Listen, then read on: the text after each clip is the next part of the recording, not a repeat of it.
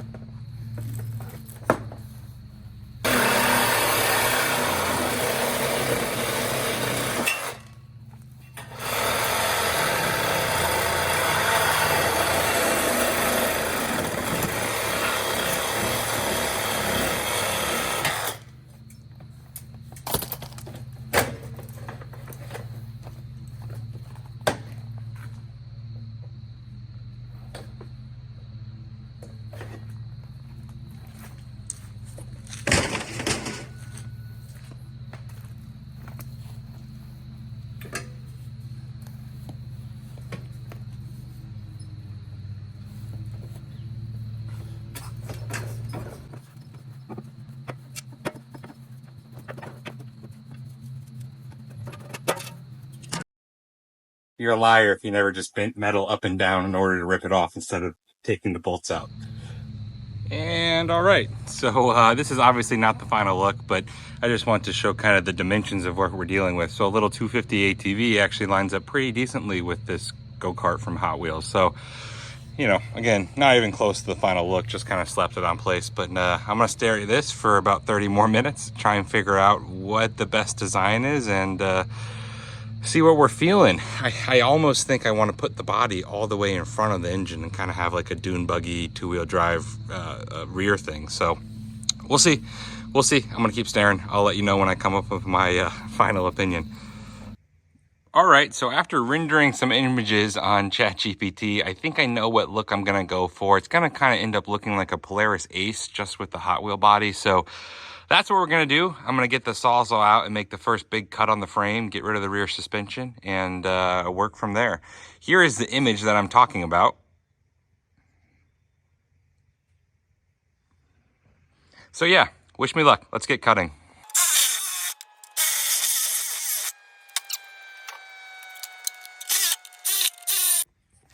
All right, so back at it. Obviously the front turning handle assembly is in the way, but that's it. Here is the chop. Not too shabby.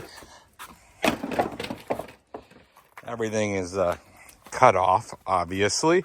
Rear suspension is open. So I think what I want to do is take the Hot Wheels body and make my first cut on that right below the seat. Add the seat to the rear area with the fenders going over it. There'll be a gas tank behind it in that section too, and kind of have the feet come up here.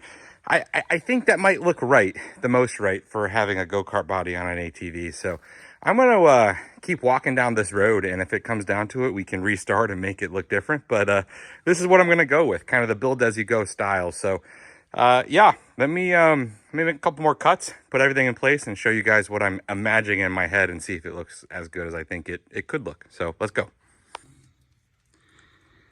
All right, so this is where we're at. I think we'll leave the seat there for now, just for planning purposes. I cut the front suspension off. I am gonna extend it probably 6 to 12 inches so you have some foot room to sit, move all the pedal assembly up there, extend it, etc. Push everything forward, and then you kind of sit in like a Polaris Ace just with a Hot Wheel body. So we're gonna go with that.